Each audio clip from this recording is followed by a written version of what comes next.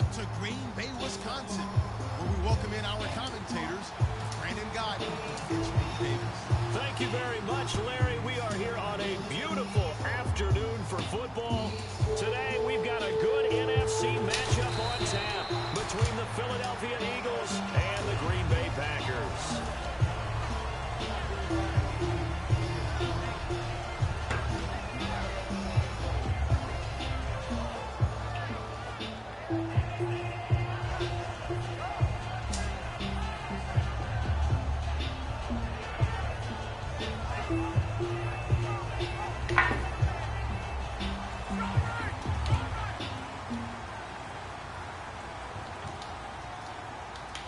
They come up in an offset eye.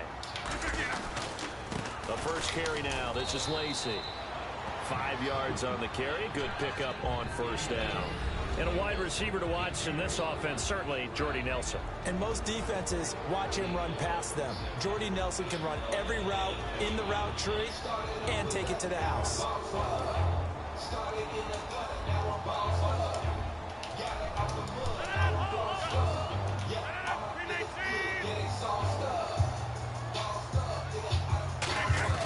They go play action for Lacy. Now Rodgers. It finds Randall Cobb with a completion. That one goes for 24 yards. Love the call by the offensive coordinator, recognizing the situation very well, calling for the play action pass and completing it. First down and 10 now for the offensive group.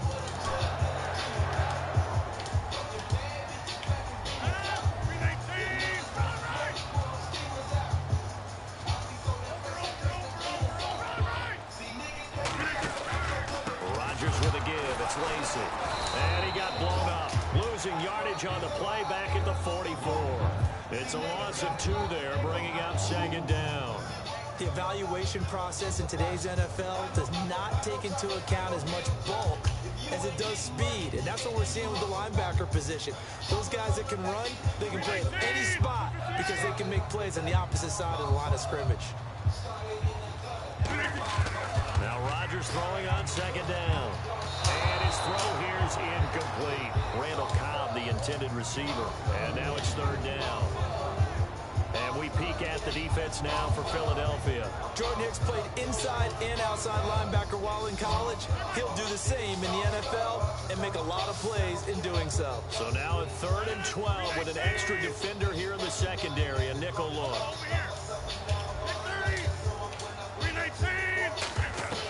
Throwing is Rodgers on third down. And it's hauled in by Jared Cook. And he's going to have a first down as he's brought down at the 44-yard line. So opening drive, third down, they complete the slant to move the sticks. And ordinarily, it's a high percentage pass when you throw it. And receivers like to run that route because it gets the ball in their hands pretty quickly. Just a couple of quick steps upfield, break towards the middle, the ball should be there, and then they can do some work afterwards. Now a play fake here on first down. A fight for the football, and it's intercepted. A great read, and it's picked off.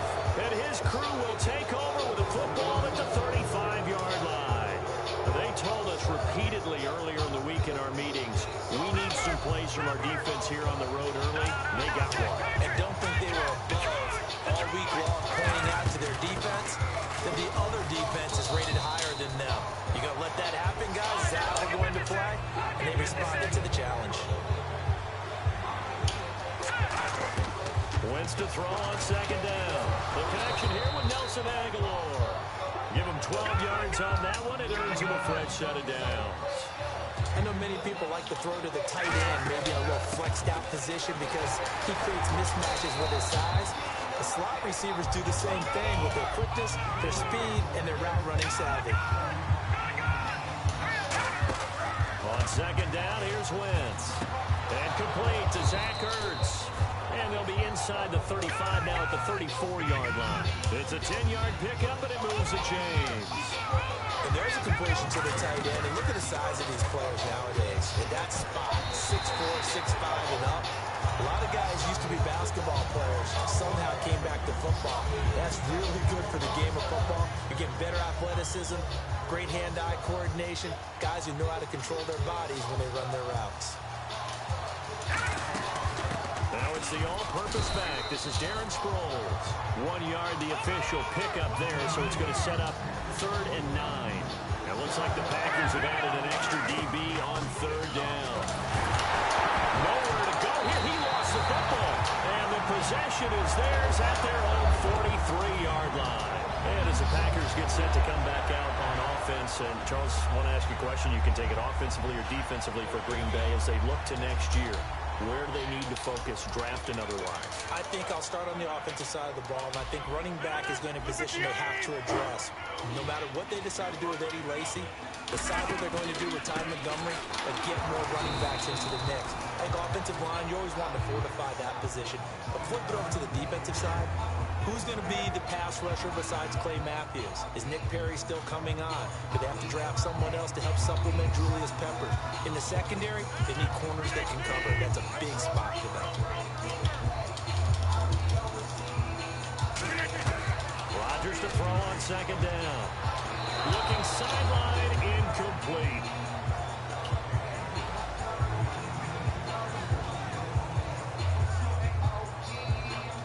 Defense has set themselves up nicely. 3rd and 10 now.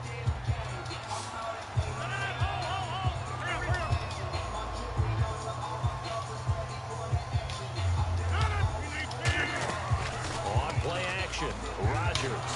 Nowhere to escape, and he goes down.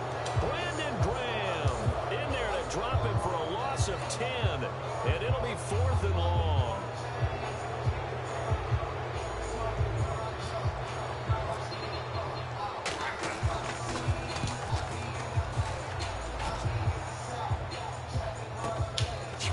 The return.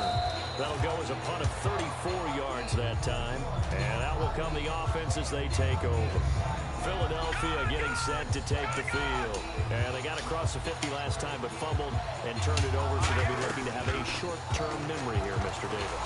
Not only a short-term memory, but a whole lot better ball security. Because if they take care of the ball, continue to move it, their chances of scoring some points, they've got to feel pretty good about. They thought they had things moving in the right direction last time. Fumbles, they don't just affect you on offense, they affect your overall team because now your defense has to make that stand up. And he's going to get this inside the 30. He goes for 18 there as the drive will continue. Simple slant route, and it works to perfection. And when you're a big-bodied receiver, you use it like it's a basketball play. Body the defender away and catch the football. 12 yards there as they move the chains. Charles on the slant. You always need good ball placement. They got it there. Brandon, the quarterback, put it in the exact perfect spot, right to the upfield shoulder of the receiver, and he used his body to keep the defender away. Back live with Charles Davis. I'm Brandon Gaudin. It's the Eagles with the ball here to begin quarter number 2. They face a 2nd and 7 to start things out.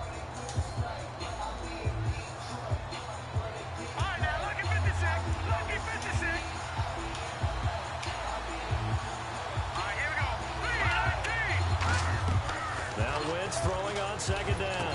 This will be caught at about the 6. 7 yards on the pickup there, and now they've got it 1st and goal. Some think that teams really won't throw a slant route unless you have a receiver that has a lot of stature to him. But sometimes the little guys, they get lost in there. People can't really locate them, and they run that quick cut on the slant, and oftentimes they can turn it into big plays. And Brad, they went to a nickel defense, and that's a surprise this close to the goal line, because ordinarily you use the back end of the end zone, the sidelines as extra defenders, and you want bigger people on the field to try and help against the run. They'll run it now out of the gun. And he's in for an Eagles touchdown. Ryan Matthews taking it in from a yard out. And the Eagles are able to cash it in for 6. Solid job up front. Really just a solid job all the way around to get that one in. That was well executed, wasn't it? Well blocked, well run. End result, 6 points. Touchdown. And this one's going to be covered up by the Packers hands team. And that's why you have your hands team out there on the field. Those are the best guys ready to make that play. And let's face it, It was executed well. It wasn't a bad kick. It wasn't anything like that. Just that the normal outcome actually came to play. Analytics will tell you it's a very low possibility of getting the ball for the team kicking it in an onside kick situation. You're all about the numbers, aren't you? All about the numbers, baby. It's a new game now. They don't lie.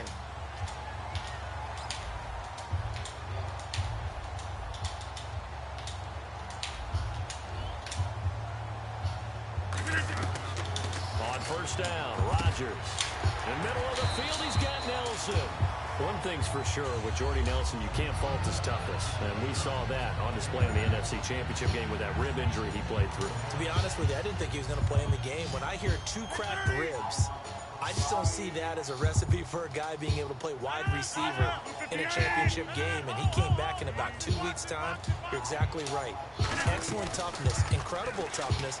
And how about the production during the game? He was a factor, especially early. Yeah, scored a touchdown, 67 yards as well. It goes as a gain of 8, and it moves the chains. A little football 101 there. You just see the receiver trying to run down the defender, meaning he goes right at him, and really trying to move him a little bit towards the center of the field so he can put his foot in the ground and break to the out, to the sideline, and make a catch. Let's give some credit to the defensive guys on that play. Able to bat that one away. Sure looked like they were trying to hit the corner route. On second down, Lacey. And he'll take this down just shy of the 25-yard line. He only got a couple on that one, so not a ton of help. They'll have a 3rd and 8 forthcoming.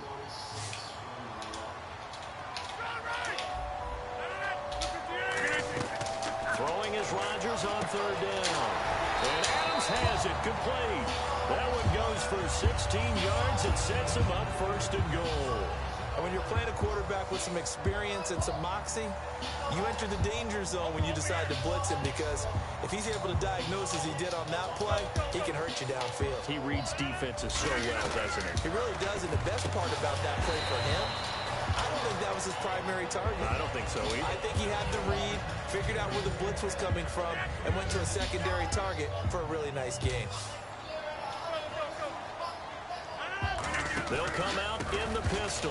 Back to the ground. It's Lacey. And he'll take this one in for a Packer touchdown. Eddie Lacey, a 3-yard touchdown run. And the Packers have drawn even here with the extra point to come.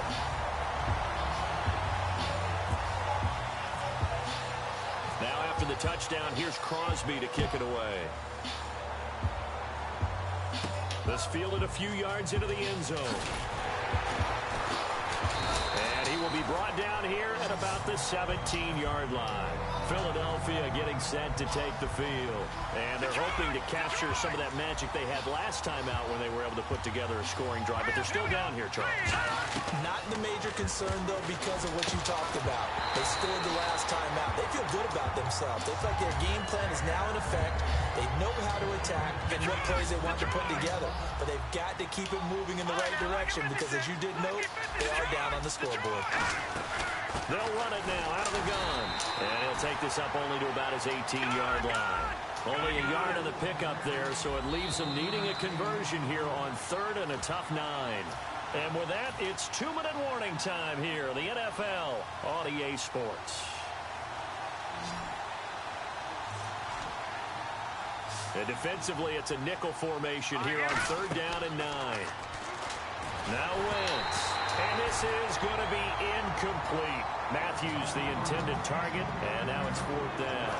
And you really can't pin that one on the quarterback, Charles. The O-line, they've got to protect them. And they know it. That's their meal ticket. They want to take care of the big guy behind them. In this case, they let him down.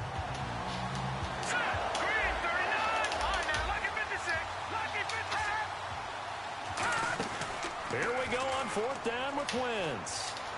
And it is incomplete. Boy, a curious decision to go for it. Doesn't pan out. And, boy, possession here turns over with the football already being in the red zone.